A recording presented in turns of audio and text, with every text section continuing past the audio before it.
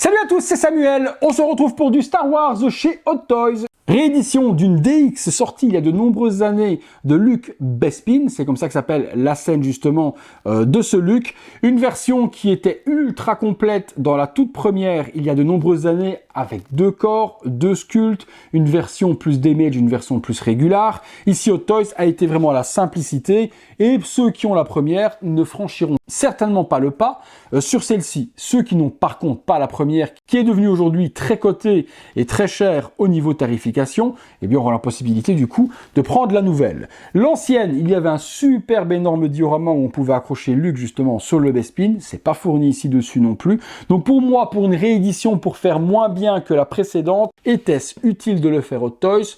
La réponse déjà en introduction, je pense, est non. Est-ce que je vais changer d'avis lors de la vidéo et la fin de la vidéo? Nous aurons la réponse tout à l'heure. Il s'agit de la DX25, donc un joli coffret, version DX, figurine avec des yeux orientables, quelques accessoires. On n'est pas encore sur les versions avec USB. Je pense que les versions USB commenceront avec la figurine de Darth Vader et également de Obi-Wan, de la série Obi-Wan justement.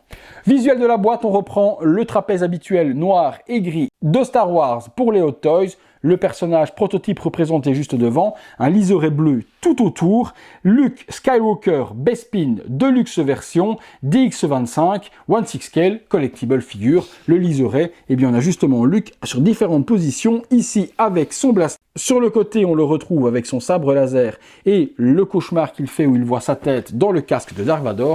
Sur l'arrière, les warnings et tout ce qu'il va avec les crédits et le petit logo de Mickey. Ça s'ouvre vers le haut comme ceci afin de nous donner les nouvelles boîtes DX. Un aspect argenté, Star Wars Luke Skywalker et le personnage très joliment fait sur un bleu argenté.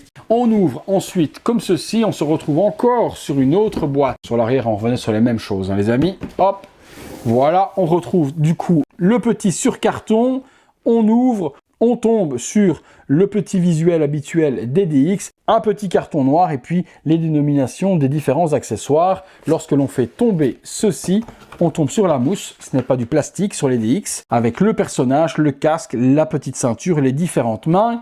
Et en dessous, on retrouve là un plastique cette fois-ci, le diorama, le petit manuel d'emploi et je confirme donc que l'on est bien sur des piles et pas encore d'USB. On se détaille tout ça, c'est parti.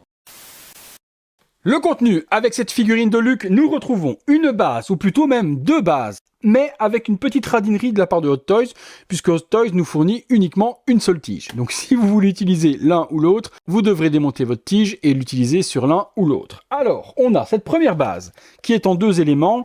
Visuel qui ressemble à la planète où Luke vient écraser son vaisseau lorsqu'il retrouve Yoda. Mais je me trompe peut-être complètement de film, les gars. C'est totalement possible.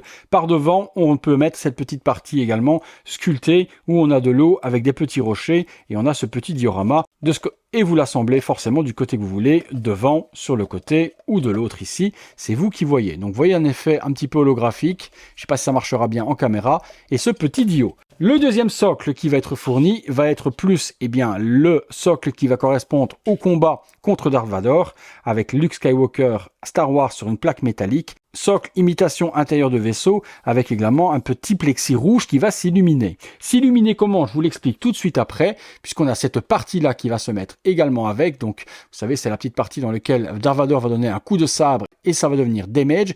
Et vous remarquez qu'il y a des ports USB un peu partout. Premier port USB qui va sortir. Si j'appuie juste ici, je sors ce port USB là et j'ai un port USB-C qui est juste là également avec un bouton on-off. Sur l'arrière, je retrouve rien et puis ici, ces petites parties qui sont là avec les petits tuyaux qui viennent se raccorder. Alors vous allez me dire pourquoi est-ce qu'il y a un mâle-femelle. Donc ici, vous allez rentrer avec une alim, ça ressort et vous allez pouvoir alimenter du coup le socle. Mais vous pouvez également, si vous n'utilisez pas ceci, allumer le socle tout seul parce qu'il y a le port USB qui est là aussi. Je vous explique, vous allez comprendre. Donc, pas de pile à mettre à l'intérieur. Je peux brancher mon câble USB-C sur mon socle qui est juste là, que voilà. Et si j'active, hop, j'illumine ma base. Ok, donc vous allez avoir une base illuminée en rouge sur USB. Le câble n'est pas fourni, il faudra en prendre un vous-même, mais bonne ingénierie, puisque forcément, lorsque vous laissez appuyer, si vous branchez sur du Alexa ou autre, vous pouvez illuminer votre base avec la domotique.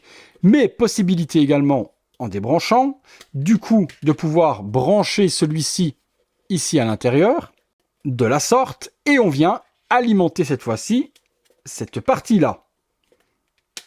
Voilà. Du coup, je peux laisser en on ma base, et lorsque je vais activer le bouton qui est ici, ceci va s'illuminer et la base en même temps. Regardez, hop, voilà.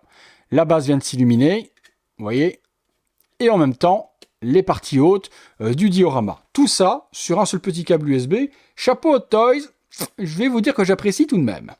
Continuons les accessoires. Nous retrouvons des mains, forcément comme d'habitude, avec la force, tout ce que l'on a besoin, avec un Luke Skywalker. Des mains Hot Toys, on n'en parle pas parce que bon, c'est toujours exceptionnel dans la peinture, dans la réalisation, rien à dire, et les différentes formes. On retrouve également un bras additionnel, là bémol, on n'est pas encore sur les bras avec de l'USB ni les corps alimentés, il faudra mettre des piles pour illuminer le sabre qui est fixé sur la main. Vous démontez le bras d'origine sur la figurine et vous mettez celui-ci. Et votre sabre pourra s'illuminer. J'ai hâte de voir quand même la puissance que va donner les sabres laser lorsqu'ils seront sur USB. Parce que ceci, bon, forcément, je vous l'ai déjà montré dans d'autres vidéos. Je ne vais pas l'alimenter, on s'en fout un peu. Surtout que c'est pratiquement invisible. C'est pas la panacée non plus au niveau de la puissance. Hâte de voir les nouveaux modèles. On retrouve également un sabre additionnel que l'on pourra attacher à la ceinture de Luke si on ne lui met pas dans la main. Là, il n'y a pas de lame, on pourra adapter, forcément, comme d'habitude, les lames en mouvement ou la lame classique sur ce sabre et également sur l'autre, dans lequel il y a le light-up. La ceinture de Luke, elle est complètement en vrai cuir, donc ça, très bonne initiative d'Hot Toys d'utiliser ce matériel pour faire cette ceinture. Ça évitera qu'elle s'abîme dans le temps. Et puis on retrouve la petite boucle en aspect métal forgé, très bien fait aussi, les petites attaches tout autour, et on viendra l'assembler sur la figurine. Le blaster de Luke est également présent avec une belle petite peinture dessus, effet usé. Et un accessoire qu'on n'avait pas avec la première figurine de Hot Toys, eh bien c'était celle-ci. Regardez-moi ça comment c'est dégueulasse. La tête qui a été complètement tranchée avec un sabre laser, ça a complètement carbonisé et cutérisé. Et puis à l'intérieur de ce cauchemar de Luke, on retrouve son visage dans le casque de Dark Vador. Vraiment, bon, item pas exceptionnel, mais pour les fans, je sais que beaucoup le voulaient, et bien vous l'avez désormais. Passons sur la figurine. La figurine, la voici. Costume très joliment fait, des belles petites bottes sublimes en mi-cuir, mi-daim, ça c'est magnifique. Le pantalon est bien sali, la tunique, j'avais peur qu'elle soit justement complètement clean et trop propre, et non, il y a un super brush qui a été fait à l'aérographe pour salir, je vois que c'est noirci ici, noirci sur les jambes, noirci autour. Les coutures toujours exceptionnelles sur le côté, sur l'arrière, la petite veste. Non, c'est vraiment un très beau look, hein. Très très beau look. Voyons ce qu'il en est de la tête. La tête est plutôt cool. On retrouve les nouvelles générations de têtes de Luke de Hot Toys. Forcément, elle est level up de ouf par rapport à l'ancienne. Deux coiffures sur ce Luke. Cette première avec les cheveux qui vont être plutôt plats, qui reviennent avec des favoris ou autres. Donc la peinture des cheveux nickel aussi dans la couleur. On a ce blond châtain typique de Luke Skywalker. Les cheveux peuvent être enlevés et on accédera forcément comme d'habitude sur toutes les DX, sur le système perce qui est là à l'intérieur, pour pouvoir, si on le désire, orienter les yeux de la figurine. Vous voyez, hop, je peux bouger les yeux et orienter ça comme j'ai envie, vers le haut, vers le bas, et faire des expressions badass avec des yeux vers le haut si je veux, ou des yeux sur le côté. Hop, vous voyez, on peut tourner un petit peu les yeux comme ceci si vous voulez. Vous faites la même chose avec le deuxième, et vous faites un petit regard de côté à votre figurine, voilà, de la sorte. Vous remettez les cheveux, ça fait moins con. Et vous avez votre figurine qui va regarder de côté. Vous avez possibilité de mettre l'autre coiffure, qui est celle-ci. Je préfère vraiment cette coupe-là, avec les petites mèches qui reviennent et qui donnent un petit peu plus de volume. Je trouve que le look est plus joli de la sorte. Vous me direz, vous, laquelle vous préférez. On se fait une ou deux pauses, les amis. J'assemble tout et on regarde ce que ça donne. C'est parti. Figurine tournant à 360 degrés, sans pose particulière ni accessoire. Je n'ai même pas encore mis la ceinture pour vous montrer la réalisation de Toys. Tout d'abord sur le premier socle donc fourni avec le socle plutôt nature plutôt que celui du vaisseau final. Réalisation simple mais efficace, version 2.0 du coup de ce Luke Bespin. On va accessoiriser le tout, mettre les différents accessoires sur la figurine et voir ce que ça donne. C'est parti. Voilà, première pose sur Luke simple, j'ai assemblé du coup les différents accessoires, pas grand chose à mettre dessus, ceinture, blaster et également son sabre laser accroché à la ceinture. La coupe, j'ai mis la coupe d'origine sortie de boîte de la figurine, donc avec les cheveux un petit peu plus plats. On se fait une ou deux poses alternatives avec les différents accessoires. Première petite pose, sabre laser, casque, accessoire avec la tête de Luke dans le casque de Dark Vador. Petite pause avec le blaster dans la main et cette fois-ci j'ai mis le socle additionnel intérieur donc de vaisseau Dark Vador avec les petits light-up qui vont bien, plutôt joli également. Et une dernière pause avec sabre laser sur le joli diorama. Eh bien écoutez, on a vu un petit peu ce qu'elle va avoir avec cette figurine. Allez, conclusion. Conclusion les amis sur ce Luke Bespin version 2.0, sans être exceptionnel, on va pas se mentir, c'est une bonne mise à jour. Maintenant, la version précédente avait quand même beaucoup plus de choses pour moins cher que celle-ci. Il y avait un énorme diorama Bespin où on pouvait faire suspendre, et bien Luke, beaucoup avaient même accroché ça au plafond et ça faisait un superbe diorama où on voyait Luke accroché, et bien justement à la suspente sur un plafond, c'était magnifique. Il y avait en plus deux bodies, donc deux figurines complètes avec les deux sculptes. Ici, vraiment une version restrictive pour moi du personnage à une tarification qui s'approchait des 300 €. Je trouve que Hot Toys aurait pu faire quand même un petit peu mieux, surtout pour cette réédition.